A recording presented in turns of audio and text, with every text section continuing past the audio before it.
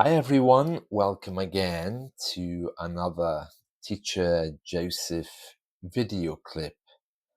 This week's weekly lesson, as you know, is all about ID cards, something that we don't have here, at least not officially anyway.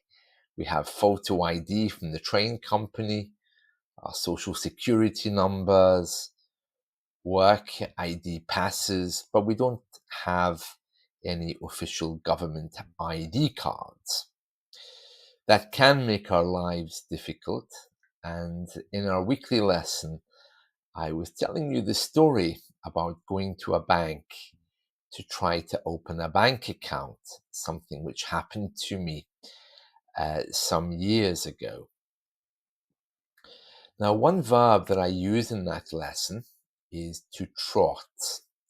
And I was saying that, well, eventually I found an old bank account that I could still access. So I trotted to their branch. We use the verb to trot sometimes when we talk about walking with kind of a pride or a proud way. It can also just mean relaxed.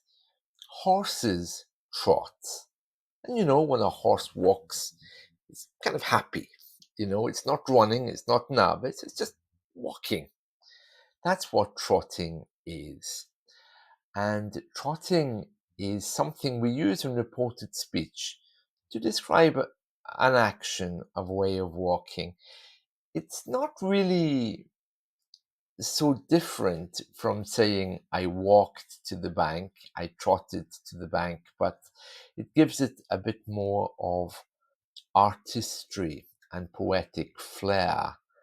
And of course, I was feeling very proud after I discovered a second bank account because it meant that I was going to get what I wanted. So I proudly walked to the bank, I trotted there. To trot is something that we do when we're walking. Okay, it might also mean to walk fast. Okay, if you trot, you're going at a speed, not too fast, not too slow, but you know where you're going.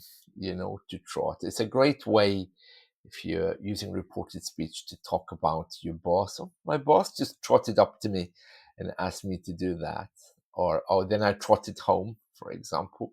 But it always means walking. Okay, it's just a nice way to say. Another thing about the word trot is as a noun in English, it's a very polite way to say that you have an upset stomach. So if you have to run to the bathroom every 5 minutes or every 10 minutes because your belly isn't right, you can say, I have the trots. And that avoids any embarrassing explanation as to exactly what's happening inside your body. Just to say, I have the trots. That means that I have an upset belly and need to go to the bathroom. Oh, excuse me, I have the trots. And yeah, so to trot and I have the trots. Today's motivation, today's affirmation, in my list of affirmations at the bottom under the weekly lesson is all about connecting with other people. And this is something else that I've mentioned my uh, in my weekly lesson, that we don't have the same social structures here in the UK. So mixing with people is often difficult. And if you need to use someone's address, for example, to have mail delivered if you've just arrived in the country, these things are not things which we can easily do. Our culture is very heavily legalized about do's and don'ts, what you can and can't do. And to find friends who are willing to help you with these things is almost impossible. Our social structures allow us to meet for coffee, to talk to people, but we don't generally rely on people to ask us or to help us with these kind of things. And that makes this problem of ID twice as difficult. If you need to give someone an address for post, if you've just arrived in the country, it's such a pity that friendships aren't there to help you with that, especially as you get older, because it could mean that family isn't there. Family isn't around. So if you do have an idea of coming to live in the UK, make sure you've thought about this kind of thing, because it can cause a great deal of problems. And you would think, well, I have a friend, I'll just ask them to help me, or I have a British friend, I'll ask them to give me a reference. And then you get the answer, no, I'm not doing that. Like if you ask a friend, do you mind if I, uh, for example, do you mind if I use your address to receive mail?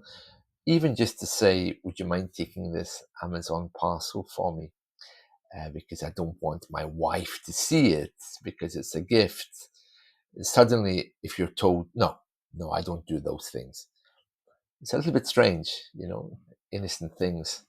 But well, that's the way we live, and maybe that highlights the importance of family structures. I don't know.